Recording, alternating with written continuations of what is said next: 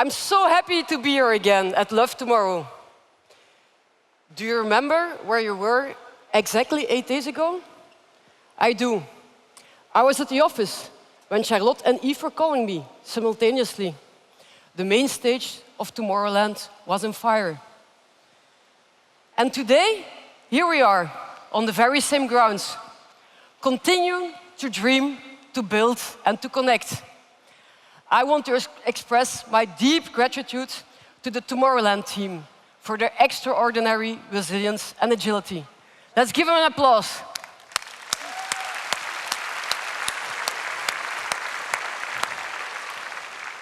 And perhaps it's a reminder that even in the face of disruption, when we dare to reset and adapt, we can keep moving forward. I believe that spirit is exactly what science needs today. A big reset, driven by courage, creativity, and flexibility.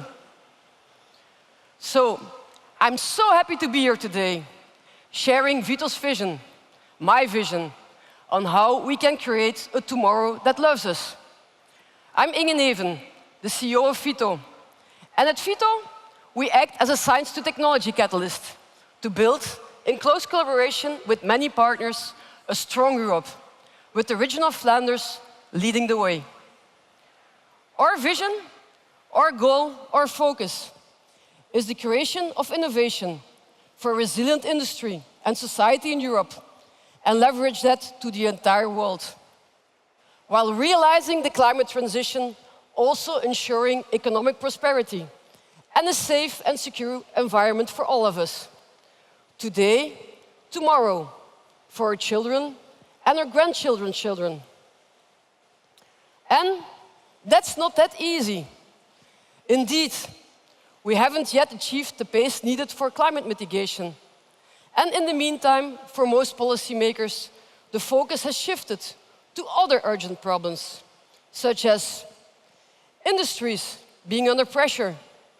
Companies in Europe are moving to Asia because of high energy prices and unclear changing regulations, emitting CO2 elsewhere, and much more. We have geopolitical tensions, conflict in Ukraine and Palestine, the US trade tariffs, all leading to continents and countries putting autonomy and independency higher on the agenda.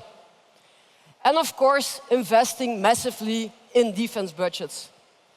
And this, while clean, locally produced energy and recycled materials also serve the goal of autonomy and hence security. Remember the energy price increases in 2022 after the start of the war in Russia. And what about AI? Artificial intelligence is just great, but it also might take over our jobs. And in my opinion, much more dangerous, take over human and political decision-making. And looking at the aspect of climate, asking a question to ChatGPT consumes 1,000 times more energy than asking it to Google. Yes, 1,000 times more. So climate remains the biggest problem for human beings. Remember the floods in Catalonia last year. A few weeks ago, they were back. Last month, 120 people were killed in Texas due to the flooding. Look at the 6 degrees temperature increase in the Mediterranean Sea. We know we can expect only more and more impactful disasters in the future. So even if the context is changing and the world is getting more and more complex, the core challenges remain the same. We need to be agile and adapt quickly to changing situations, while staying true to our long-term ambitions. Adapting quickly, being agile, also holds true for science. So I'm delighted to represent more than 1,000 foreign scientists at VITO, coming from 69 countries, joining forces here in Flanders, united in one ambition: to help the planet thrive. Over the next 15 minutes, I'm going to share with you how the reset of science can help to overcome these challenges and to create a resilient tomorrow. I will be talking about 3 aspects of this big reset of science. First, the fifth freedom.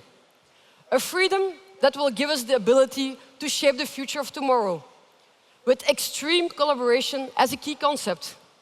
Second, the role of RTOs, research and technology organizations, who together with many partners bridge the value of that. Third, and lastly, how all of us can embrace change, and in doing so, make the difference. The first aspect is about the fifth freedom. VITO fully supports the European Commission's aspiration to make science the fifth European freedom of the world. The EU was founded on 4 freedoms. I'm referring to the free movement of goods, the free movement of services, the free movement of capital, and the free movement of people. Those 4 freedoms have given us unprecedented wealth and prosperity, as well as increased security. Imagine what would happen if we could make science and research our 5th European freedom. Indeed, the scientific method has been fantastic for society. It has allowed us to understand the world, overcome ignorance, and solve problems that once seemed unsurmountable. Science will help create tomorrow, advancing technology, knowledge and well-being to build a future of greater freedom and possibility. Science equals freedom. In some places, science cannot speak out loud. Science is getting pressured, oppressed, intimidated, being used to serve ideological policies, instead of being a tool for collective progress. Europe is the only continent today where democracy and freedom still mean something. And I'm convinced that we need to defend, cherish, and leverage our freedom and democracy to the maximum and to our advantage.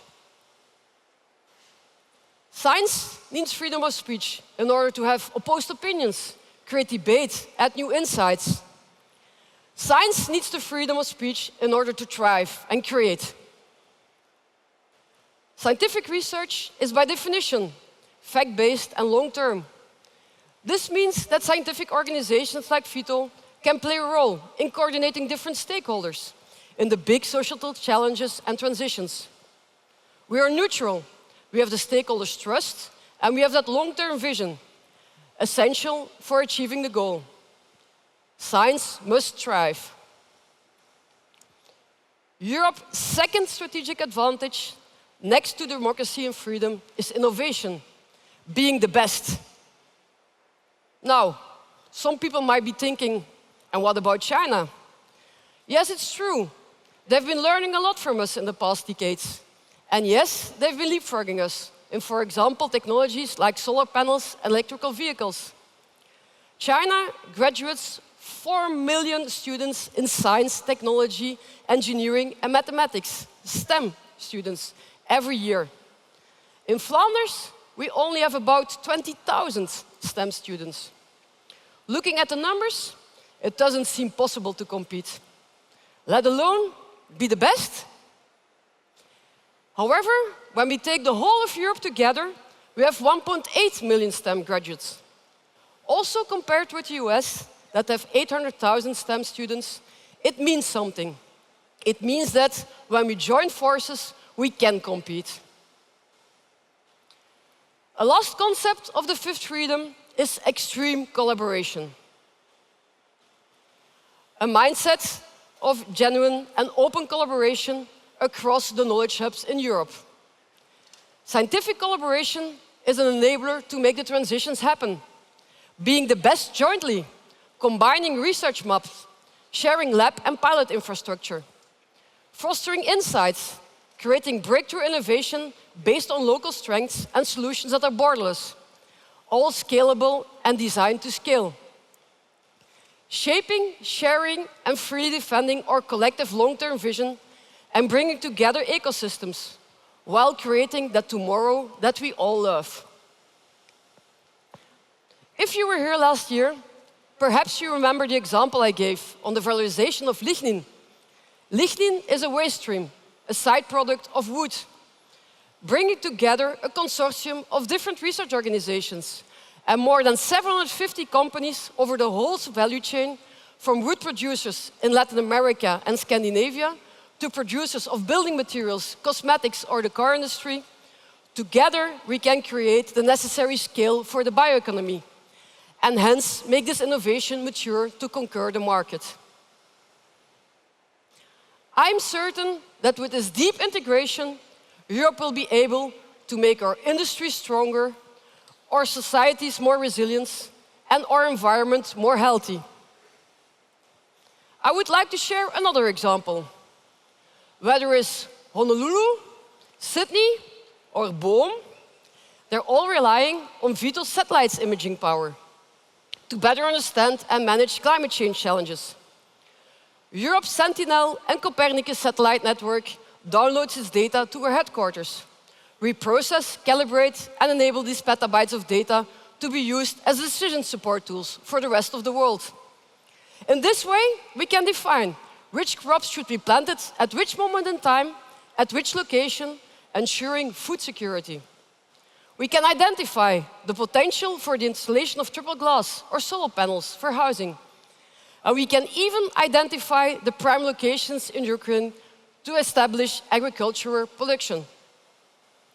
VITO has only become this powerhouse on geointelligence thanks to our strong connections with the European Space Agency and strong collaboration with the space industries across the world.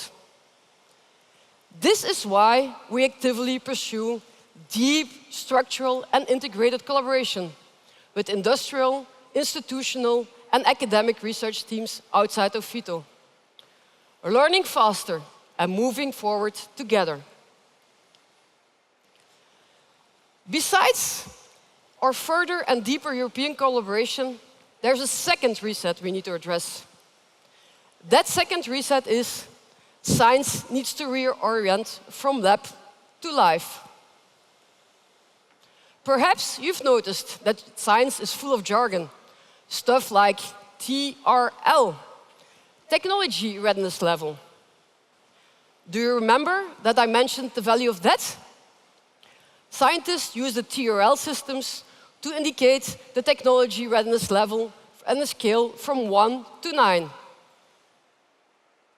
Level 1, being a principle on paper that could work, towards level 9, where we have commercially viable products and operations. From TRL 1 to 4, everything stays in the lab. And hard as that may be, it's somehow the easier part of the journey, because you don't have to think about economic viability, profit scale, service models, risks, and supply chain. The only thing that needs to be assured is that it actually works in the lab. Once something is at level 9, it's not that hard either, because you can basically go out and buy a product from a provider. It's ready. The hardest part proves to be the TRL zone from 5 to 8. The space where we go beyond the lab, beyond the AI model, into the real world. It means connecting scientific opportunities with the complexity of the real world. The mid-zone of the TRL journey is tricky. That's why TRL 5 to 8 is often called the valley of death. Many ideas get stuck here, and they die.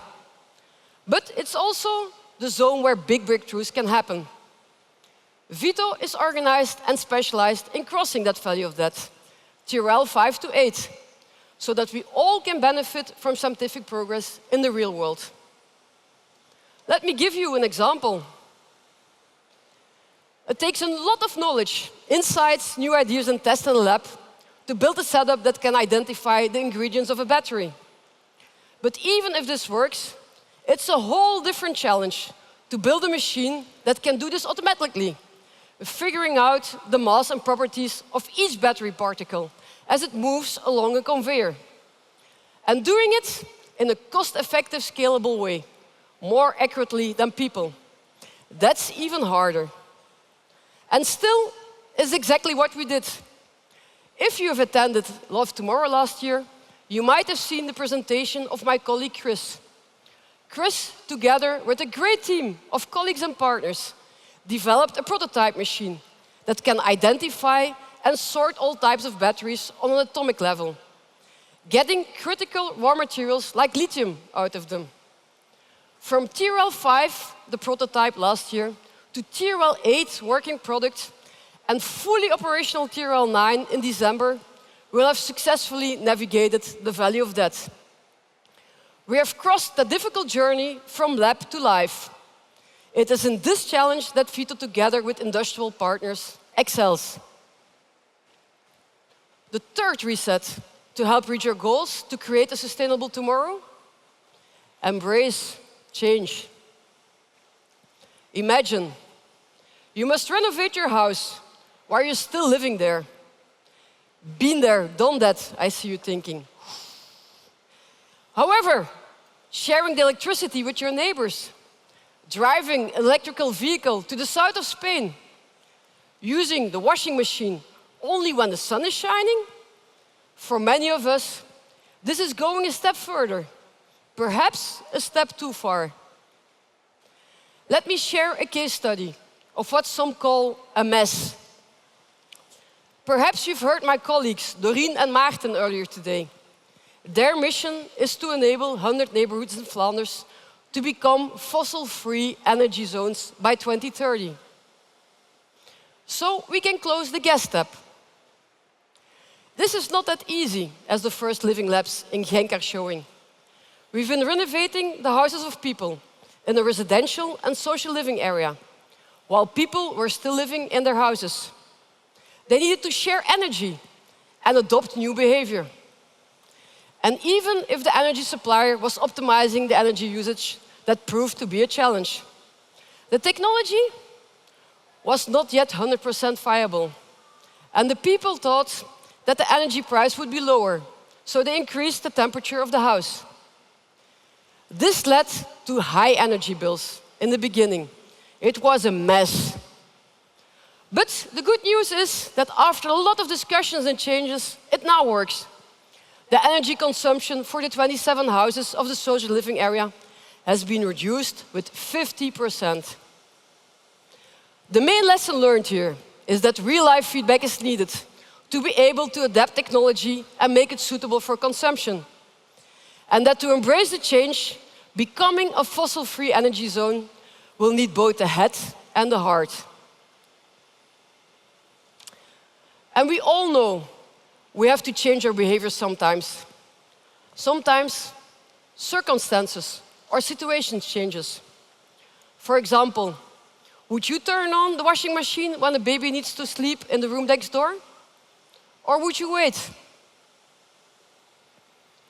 It used to be unthinkable to leave the house without your wallet. Now we make 95% of our payments by phone. And it's almost unthinkable to leave your house without your phone. But if you forget your wallet, it's the same with climate technology solutions. In the beginning, it's not easy until the technology has fully matured. But in the end, the more we test it out and give feedback, like the residents in Genk did, coordinate between innovators, producers, and policymakers, we will eventually have well-functioning and payable solutions. So, if we want real change, we will ultimately all have to embrace a mess for a while. People connecting with technology, society moving forward together, slowly but surely. Next to TRL, technology readiness levels, we also need SRL, society readiness levels. Now, picture this. We've driven through the transition. We have used extreme collaboration, unlocked the full potential of science, the fifth freedom. And in doing so, we bridged the Valley of Death, TRL 5 to 8, resulting in fully mature climate technology solutions. Imagine, we've moved beyond the mess and embraced change together, with both the head and the heart. In this way, we will be able to create this clean, safe, prosperous, sustainable society. Hope is good, But what is equally important is to have a vision, a goal, a dream, and to take action to turn the dream into reality. It's a lot of work, a lot of actions, a lot of learning and adapting agilely. At VITO, we love to shape those dreams and make them real. And we are convinced that we can only dream and make those dreams true together, with you. Love tomorrow, and tomorrow will love us back. Thank you.